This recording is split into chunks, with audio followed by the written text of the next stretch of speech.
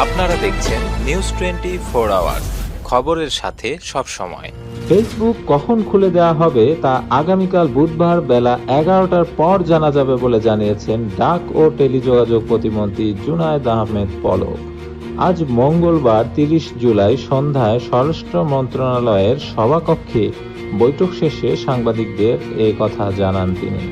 সামাজিক যোগাযোগ মাধ্যমগুলো কবে চালু করা হবে এ প্রশ্নের জবাবে প্রতিমন্ত্রী বলেন, বুধবার বেলা 11টার পর তা জানাতে পারবো।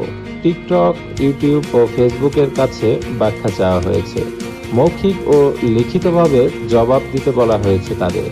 এরই মধ্যে টিকটক আনুষ্ঠানিকভাবে আমাদের জানিয়েছে যে তারা উপস্থিত হয়ে মৌখিক ও লিখিতভাবে জবাব দিতে চায়।